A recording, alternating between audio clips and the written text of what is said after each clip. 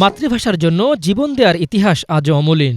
তবে মায়ের ভাষা শেখা থেকে বঞ্চিত হচ্ছেন শেরপুর জেলার গারো, কোচ, হাজং, বানায়, ডালুসহ ৭টি ক্ষুদ্র নৃগোষ্ঠীর শিক্ষার্থীরা।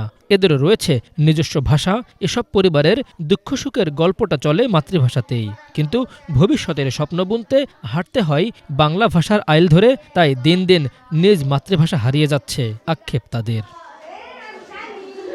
শেরপুরের ঝিনাইগাতির রাংটিয়া কোচপাড়ার শোনে বিদ্যালয় এটি। এখানে প্রায় শতাধিক শিক্ষার্থী পড়াশোনা করেন। আর এমন অনেক বিদ্যালয় রয়েছে পাহাড়ি এলাকাগুলোতে। বিদ্যালয়গুলোতে ক্ষুদ্র নৃগোষ্ঠীর শিক্ষার্থীর সংখ্যাই বেশি।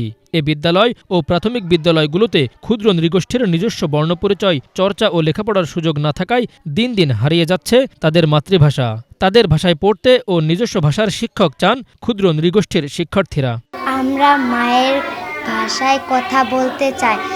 আমরা সরকারের কাছে আমাদের ভাষায় বই চাই, শিক্ষক চাই। আমরা মায়ের ভাষায় কথা বলতে চাই। আমরা সরকারি অফিসারের কাছে আমাদের ভাষায় বই চাই, শিক্ষক চাই। স্কুলে বাংলা ভাষায় কথা বলি, এতে আমাদের খুব সমস্যা হয়। আমাদের ভাষা সরকারের কাছ থেকে বই চাই, শিক্ষক চাই। আমি বাড়িতে বাবা মার সঙ্গে ভাই বোনের সাথে হাজং ভাষায় কথা বলি। স্কুলে আসলে বাংলা ভাষায় পড়ি, এতে আমাদের খুব সমস্যা।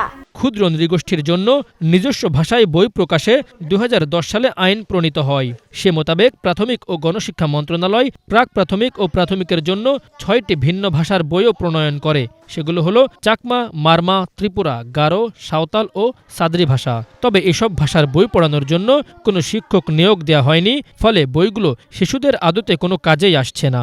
আমরা দীর্ঘদিন থেকে এখানে শিক্ষা থেকে আমরা প্রায় বঞ্চিত বলা যায়।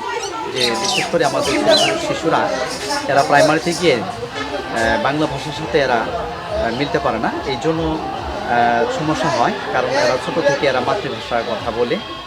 আর যখন প্রাইমারিতে যায় তখন হয়তো তারা বাংলা ভাষা শিখতে খুব কষ্ট হয়। তো আমরা মনে করি যে প্রত্যেকটা প্রাইমারিতে আমাদের এই জনগোষ্ঠী সম্প্রদায় থেকে যদি শিক্ষক নিয়োগ করা হয়, তাহলে ছোটো ছোটো বাচ্চারা এরা নিজের মাতৃভাষায় শিখতে পারবে। কয়েকটি জাতিগোষ্ঠীর নিজস্ব ভাষার বই থাকলেও শিক্ষক না থাকায় প্রাথমিক বিদ্যালয়ে বইগুলো পড়ানো যাচ্ছে না। তাই বিপাকে এসব বিদ্যালয়ের শিক্ষকরা। আমাদের এই বাচ্চারা যখন ছোট থাকতে স্কুলে আসে তখন আমাদের পড়াইতে খুব কষ্ট হয়। তারা নিজের ভাষায় কথা বলে, তারা বাংলা ঠিকমতো বুঝে না। আমাদের ভাষায় বই থাকে তাহলে আমরা ভালোভাবে পড়াইতে পারবো। আর যদি আমাদের শিক্ষক থাকে তাহলে আমরা ভালোভাবে পড়াইতে পারবো। দেখা গেছে 4 বছর 5 বছরের বয়সের বাচ্চারা বাড়িতে বলে, মায়ের ভাষায় কথা বলে। যখন আমরা স্কুলে অ্যাডমিশন নেই, ভর্তি করাই, দেখা যায় ওই সময় আমরা যে পাঠ্য বইটা নেই বাংলা, ইংরেজি, অঙ্ক, ওই সময় ভাষাটা বুঝতে পারে না। ওই সময় হতাশা ভুগে বাচ্চা।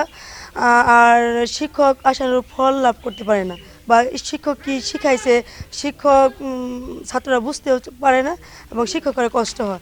বাংলাদেশ পরিসংখ্যান ব্যুরোর তথ্য অনুযায়ী শেরপুর জেলায় ২০,৮৪০ জন ক্ষুদ্র নৃগোষ্ঠী মানুষের বসবাস। এর মধ্যে রয়েছে গারো, বর্মা, কোচ, হোডি, হাজং, ডালুসহ আর অন্যান্য কিছু জাতিগোষ্ঠী।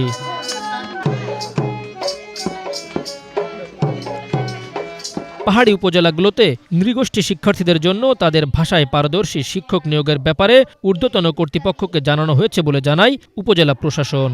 গারো, হাজং, কোচ, ডলু, হদিসহ বিভিন্ন ক্ষুদ্র নৃতাত্ত্বিক জনগোষ্ঠীর লোকজনের বসবাস এখানে রয়েছে।